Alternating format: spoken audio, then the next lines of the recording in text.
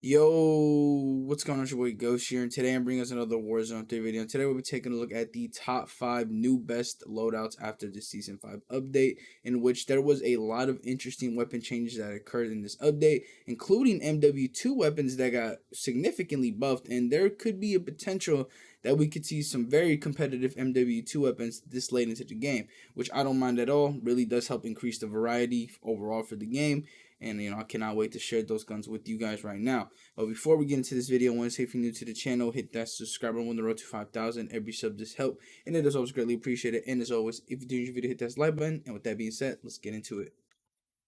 And for our first weapon, we have the MTZ-556. Now, this is a weapon that prior to the Season 5 update already kind of had like a lead of being the best AR in the game. Now, as far as the best primary, honestly, I'm not 100% sure. I kind of wasn't really keeping up with the meta after the Season 4 Reloaded update.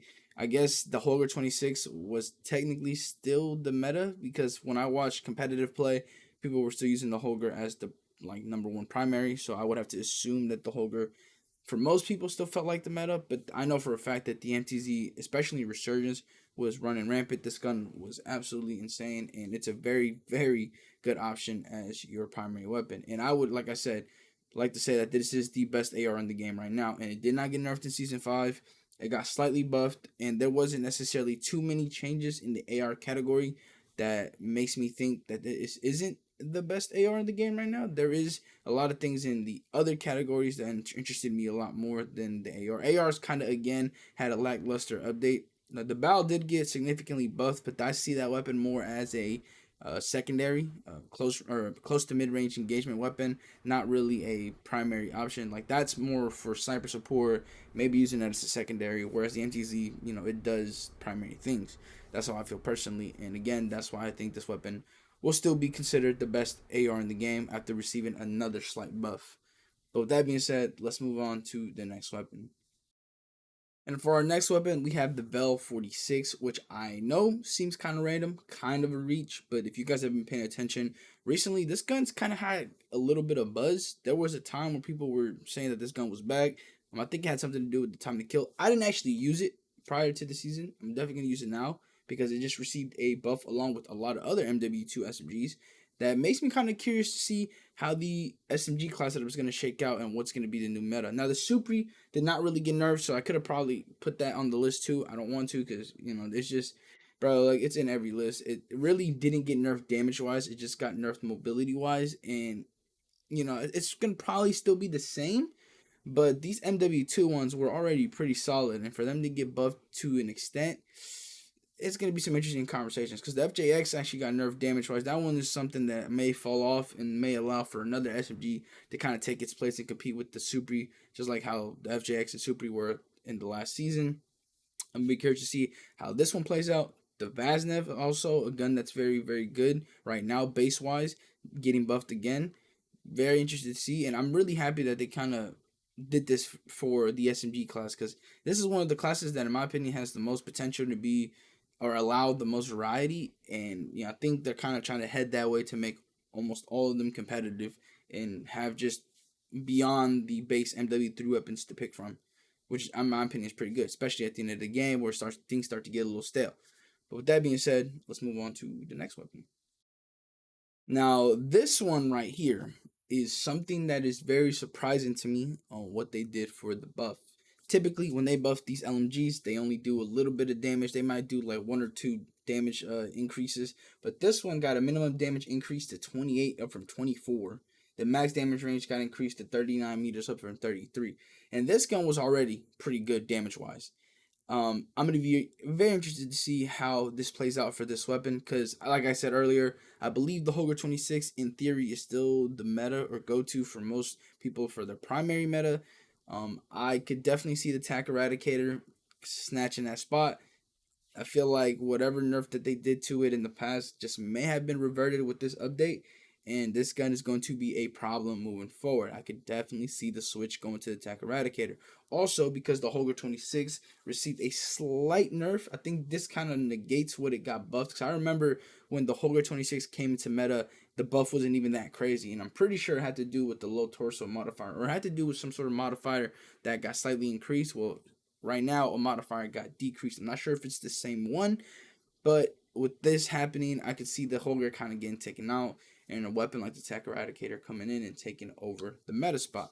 Gonna be very interested to see because I feel like this and even the Polymeot 762 could potentially work his way back into the metas. Because again, the AR category didn't really do much aside from the MTC kind of remaining the same. Maybe the MCW gets some love, but these LMGs, bro, I think they're gonna stay in the meta. But with that being said, let's move on to the next weapon.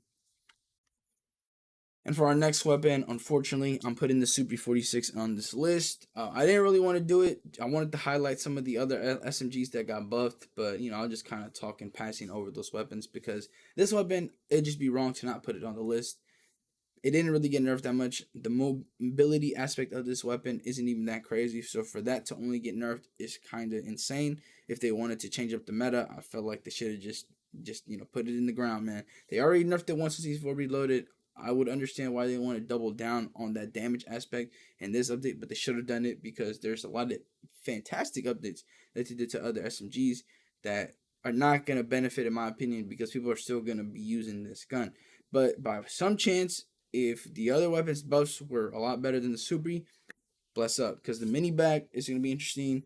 The Veil, like I already mentioned, and the Vaznev, and maybe even the PDSW. Who knows? But aside from that, I don't know, man. With this not getting damage nerfed, I find it hard to believe it's going to get knocked out of the meta, and it probably will warrant a pretty quick turnaround to get this gun nerfed again within the next couple weeks. So I wouldn't be surprised if it happens. Unfortunately, I felt like they should have just done it now because they're going to end up doing it eventually. I guess we're going to have to wait to see how this all plays out. But with that being said, let's move on to the next weapon.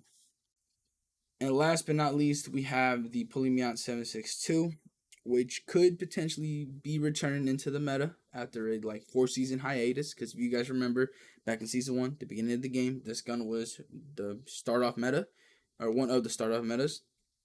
It got nerfed a couple times. It's been pretty solid throughout the season. As a matter of fact, I actually dropped my PR with this gun like a couple weeks ago in Season 4. So this gun, even to this day, is still really good. And I'm very interested to see how this buff is going to play out because the max damage range got increased and the upper and lower, arm modifiers got increased to 1.1 from 1.